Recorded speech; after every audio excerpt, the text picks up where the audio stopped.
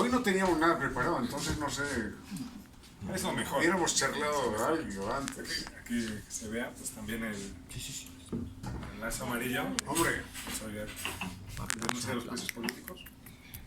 Y ahora vamos a pasar a la otra parte del acto. hombre, muchas gracias, ¿eh? Es algo que teníamos pendiente hace mucho tiempo. Ramiro, agradecerte esta visita No.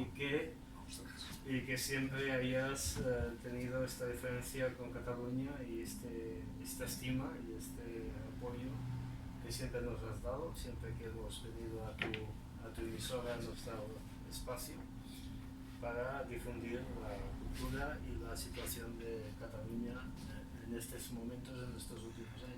Cuando yo sea grande quiero ser como ustedes. Gracias por tu continuo apoyo a la cultura catalana, a la difusión de la música y de todo lo que es referente a la cultura catalana. Entonces, tú desde hace años eres socio del Casal, pero por lo que hemos dicho, unos 15 años o puede, o desde que te incorporaste a este grupo.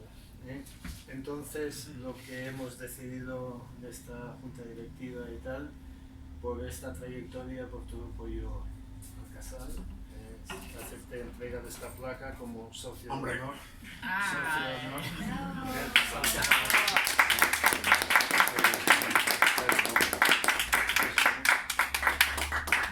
Gracias a todos. Gracias, mi querido hermano. Muchas gracias.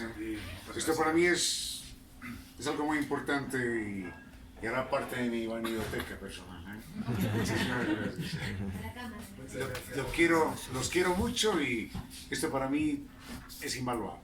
Muchas gracias, me siento muy orgulloso y ojalá algún día sea merecedor de tanto cariño, de tanto reconocimiento. Lo eres. Sí, muchas gracias. Estoy muy feliz, ¿eh? Muy feliz.